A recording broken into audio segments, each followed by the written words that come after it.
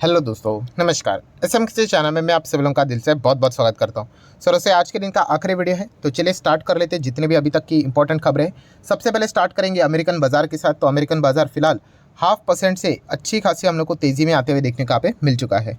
सो जो शुरुआत थी लाल निशान में ही देखने को मिली थी, गैप डाउन देखने को मिला था, एंड उसके बाद अभी हम लोग कह सकते हैं कि अच्छा खासा हम लोग को अमेरिकन बाजार में हरा निशान देखने का पे मिल रहा है। मतलब तेजी के साथ अमेरिकन बाजार आगे बढ़ते हुए देखने को मिल रहा है। मैं रिफ्रेश कर लूँ तो आप देख सकते हैं, अभी वीडियो बना रहा हूँ तभी तक तो 190 प्लस पॉइंट की तेजी तो फिलहाल तो देखने को मिल रही है।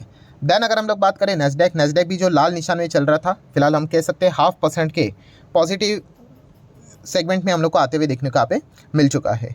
सो डेफिनेटली अमेरिकन बाजार के ऊपर नैस्डैक के ऊपर तो फोकस यहाँ पे रहते हैं। हाँ, अभी तो इजराइल के ऊपर भी हमारा फोकस यहाँ पे रहता ही है। देन इंडियन एडीआर की अगर बात करें तो इन्फोसिस का एडीआर अभी भी लाल निशान में है। ICICI bank 1% down, HDFC bank almost 1% down. Then Wipro की बात करें 1% already down, and doctor Reddy's की अगर हम लोग बात करें तो 0.5% की तेज़ी हम लोग को फिलहाल तो अमेरिकन बाजार के एडीआर्स में देखने को यहाँ पे मिल रहा है। नेक्स्ट अभी हम लोग यहाँ पे बात करेंगे तो केमिकल स्टॉक्स। यस दोस्तों, केमिकल स्टॉक्स की अगर हम लोग यहाँ पे बात करें तो अच्छी खासी पिटाई हम लोग को बहुत सारे केमिकल स्टॉक्स में होते हुए देखने को मिला है, और इसके पीछे का रीज़न तो आपको पता ही है। Yes, crude oil. तो क्रूड ऑयल जितना यहाँ पे ऊपर जाते हुए देखने को मिल जाता है, केमिकल कंपनियाँ, टायर कंपनियाँ, ये सभी में हम लोग को अच्छा खासा प्रेशर देखने को यहाँ पे मिल जाता है। बट जैसे कि मैंने आप लोगों को बहुत बार रिपोर्ट्स में भी बताया कि क्रूड एक ज़माने में $150 के आसपास भी यहाँ पे चला गया था, ठीक है, फिर भी कोई कंपनी यहाँ पे बर्बाद नहीं होती। हाँ, टेम्परेरी शॉर्ट टर्म के लिए हम कह सकते हैं कि दिक्कतें यहाँ पे हो जाती है। लॉन्ग टर्म में देखा गया तो ये कंपनीज जो अच्छी फंडामेंटल कंपनीज होती है उनको लॉन्ग टर्म में ऐसा कोई दिक्कत यहाँ पे होती नहीं, बिकॉज ये एक्सटर्नल इशू है। हर किसी कंपनी के लिए हम कह सकते हैं कि समान अवस्था हम लोग को देखने को यहाँ पे मिल जाती है। सो डेफिनेटली जब तक क्रूड यहाँ पे शांत नहीं होता है दोस्तों, तो तब तक हम लोग कह सकते हैं कि हमारी इकोनॉमी के लिए भी ये अच्छी खबर यहाँ पे नहीं होगी। एंड केमिकल, टायर, रबर वाली जो कंपनियाँ यहाँ पे रहती हैं, ठीक है, उनके लिए भी हम यहाँ पे कह सकते हैं, पेंट वाली कंपनीज के लिए भी ये नेगेटिव खबरें हम लोग को आती जाती देखने को यहाँ पे मिलते रहेंगी। देन अगर हम लोग यहाँ पे बात करें दोस्तों तो जेएसडब्ल्यू इंफ्रास्ट्रक्चर, मतलब जो अभी हम लोग को कंपनी अभी हाल ही में लिस्ट होते हुए देखने को मिली थी, वहाँ पे हम लोग को यूजुअली ज़्यादा प्रॉफिट बुकिंग भी बहुत बार देखने को यहाँ पे मिल जाता है, क्योंकि यूजुअली जो कंपनी लाए जाते हैं थोड़ा सा हायर लेवल प्रीमियम की ओर लाए जाते हैं, एंड इसीलिए तो वो बुल रन का इंतजार करते हैं, क्योंकि बुल रन में ही ऐसे उनको अनाप शनाप यहाँ पे वैल्यूएशन यहाँ पे मिल जाते हैं। सो जेएसडब्ल्यू इंफ्रा की बात करें, लिस्टिंग के बाद हम कह सकते हैं बहुत अच्छी तेज़ी देखने को मिली है। उसके बाद अभी हम लोग कह सकते हैं कि स्टॉक में आज के दिन 5.5% के आसपास गिरावट देखने को यहाँ पे मिली थी। देन जेएफएस की बात करें, जियो फाइनेंशियल सर्विसेज, ये तो डीमर्ज होकर अलग से यहाँ पे चलते हुए देखने को मिला है, तो 2.5% की गिरावट, मतलब वापस 200 के आसपास जाते हुए देखने को यहाँ पे मिल रहा है। सो जब तक यहाँ पे बिजनेस स्टार्ट नहीं होता है तब तक तो आप सभी लोगों को पता है इसी प्रकार की चीज़ें, ट्रेडिंग से रिलेटेड ही ज़्यादा चीज़ें एंड न्यूज़ बेस्ड ज़्यादा चीज़ें हम लोग को होती हुई देखने को यहाँ पे मिलती रहेगी। कंपनी के नंबर भी आने वाले आप सभी लोगों को पता ही है। देन एफएसडीएस एक्टिविटीज़ की बात करें तो डीएस ने तो जमकर माल यहाँ पे खरीदा है 2600 करोड़ के आसपास। एफएस की बात करें तो नेट सेलिंग हुई है लगभग 1000 करोड़ के आसपास। सो ये भी एक इंपॉर्टेंट पॉइंट है जिसके ऊपर हम लोग फोकस यहाँ पे रखते ही है। देन अगर हम लोग बात करें तो आज के दिन आईटी स्टॉक्स भी रडार के ऊपर थे, क्योंकि अगर देखा गया तो आईटी सर्विसेज तो दुनिया भर में फैली हुई है। बट यस, कल के दिन भी ये रिपोर्ट मैंने आप लोगों को बताई थी कि सबसे इंपॉर्टेंट क्या है, इजराइल में तो बिजनेस यहाँ पे जरूर है, बहुत सारे कंपनीज का कॉन्ट्रीब्यूशन कितना है वो मैटर यहाँ पे करता है, ठीक है। अभी किसी का कॉन्ट्रीब्यूशन अगर 1% होगा तो ज़्यादा चिंता की बात नहीं, किसी का कॉन्ट्रीब्यूशन अगर 10%, 15, 20, 30, 40% होगा तो फिर वो कंपनीज़ में हम लोग को इजीली चार्ट पैटर्न ही बता देता है गिरावट के चलते। सो फिलहाल अगर देखा गया तो आईटी कंपनीज़ में हम लोग को इतना कोई ज़्यादा भूकंप देखने को यहाँ पे नहीं मिला, क्योंकि कॉन्ट्रीब्यूशन की अगर हम लोग बात करें इजराइल से रिलेटेड ओके परफॉर्मेंस हम लोग को देखने को यहाँ पे मिला है। कल के दिन एनुअल रिपोर्ट में भी मैंने आप लोगों को दिखाया था कि खास करके हमारी जो आईटी कंपनीज़ है वो आपको अमेरिका खास एंड उसमें भी नॉर्थ अमेरिकन साइड में उनका 50% के आसपास बिजनेस देखने को मिल जाता है। सो वहाँ पे अगर कभी कुछ गड़बड़ अगर हो गई तो फिर आपको आईटी कंपनियाँ और भी ज़्यादा एग्रेसिवली नीचे आते हुए देखने को यहाँ पे मिल सकते हैं। प्लस यूके, यूरोप की भी अगर हम लोग बात करें तो वहाँ पे भी आईटी कंपनियाँ ज़्यादा बिजनेस करते हुए देखने को यहाँ पे मिल जाती है। सो एक पॉइंट भी आप लोगों को पता होना चाहिए। देन अगर हम लोग बात करें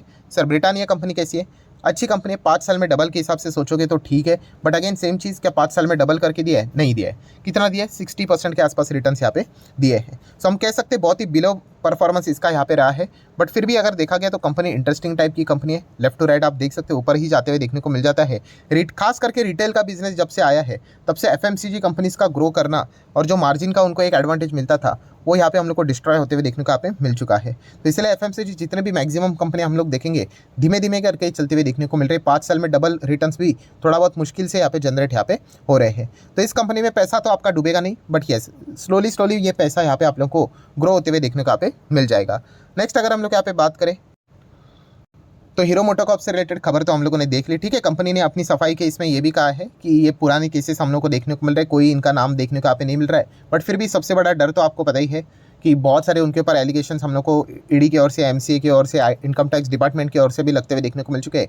सो आप सभी लोगों को पता है कि यस, कॉम्पिटिटर का नुकसान मतलब खुद का फ़ायदा। तो बजाज ऑटो की बात करें तो इनको यहाँ पे इस चीज़ का फ़ायदा हो सकता है।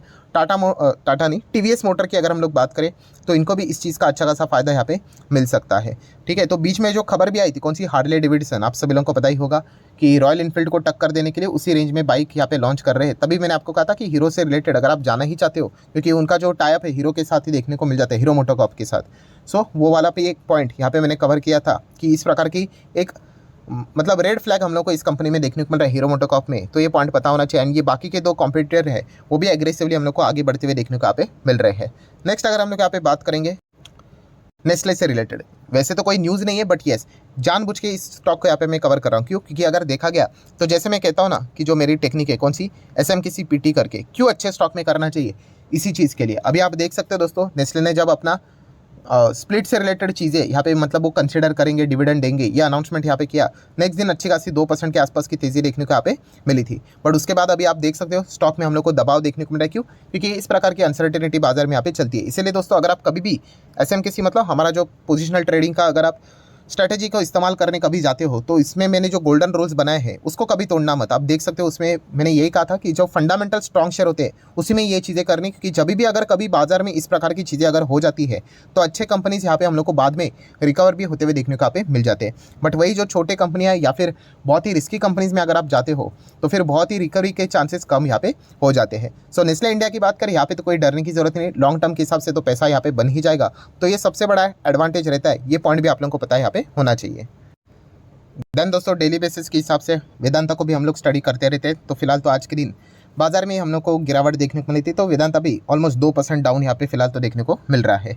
देन येस बैंक की बात करें, HDFC बैंक के ऊपर भी फोकस था, बिकॉज इनके जो FD के रेट्स है वो उन्होंने अभी कम करना यहाँ पे स्टार्ट कर दिए हैं, ठीक है। तो इसके चलते रिएक्शन के लिए आज हम लोगों ने देखा है, तो कुछ खास परफॉर्मेंस यहाँ पे होते हुए देखने को नहीं मिला है।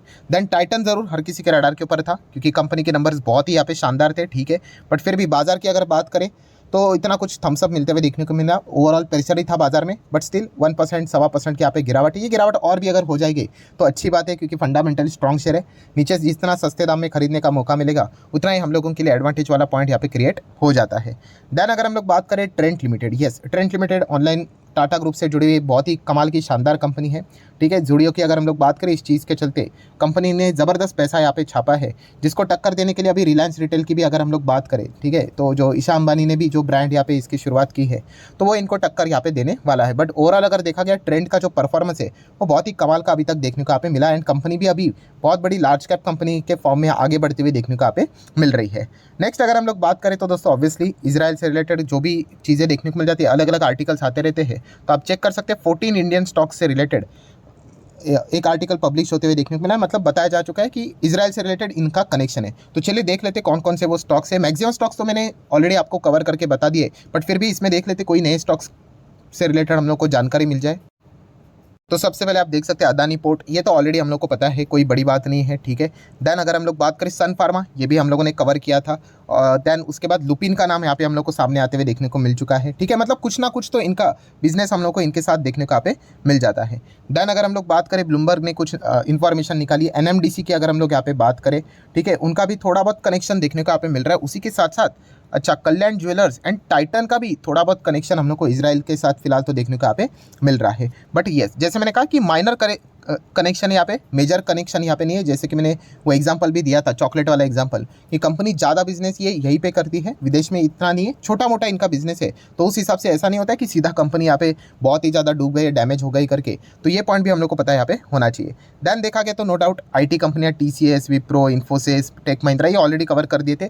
SBI की बात करें, ये भी पता था। यस, L&T भी बहुत बड़ी कंपनी है, L&T का भी प्रेजेंस किधर ना किधर तो होता ही है। तो इसराइल में उनका भी प्रेजेंस हम लोग को फिलहाल तो देखने को यहाँ पे मिल रहा है। और भी अगर हम लोग कुछ स्टॉक्स को अगर हम लोग यहाँ पे स्टडी करें तो यहाँ पे आप देख सकते हैं लिस्ट में बताया। रेलवे स्टॉक्स तो हम लोग को पता ही है, वो मिडल ईस्ट की अगर हम लोग बात करें, हाँ, जो कॉरिडोर से रिलेटेड, तो वो तो पता ही था।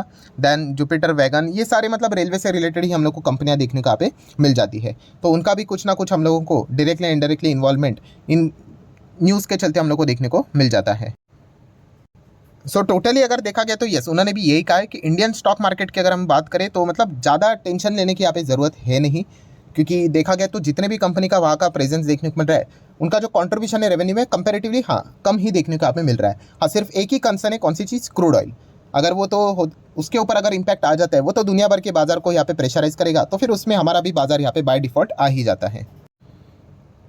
सो ठीक है दोस्तों, जितने भी इंपॉर्टेंट अपडेट्स थे वो सारे यहाँ पे मैंने कवर कर लिए। वीडियो अच्छा लगे तो चाहो तो लाइक एंड शेयर कर सकते हैं। डीमैट अकाउंट अगर आपने अभी तक ओपन नहीं किया तो लिंक नीचे डिस्क्रिप्शन में 25 वीडियो की लिस्ट भी आपको फ्री ऑफ कॉस्ट मिल जाएगी। आपका नाम, कौन सा अकाउंट आपने लिंक के थ्रू ओपन किया, प्रॉपर्ली कमेंट में मेंशन कर देना, तो हफ्ते भर के अंदर सारे लेक्चर्स मेरे साइड से फ्री ऑफ कॉस्ट प्रोवाइड कर दी जाएंगे, ताकि आप शेयर बाजार को आसान भाषा से सीख सको। So that's it, thank you very much दोस्तों, we will be meeting our next video, तब तक के लिए बाय बाय।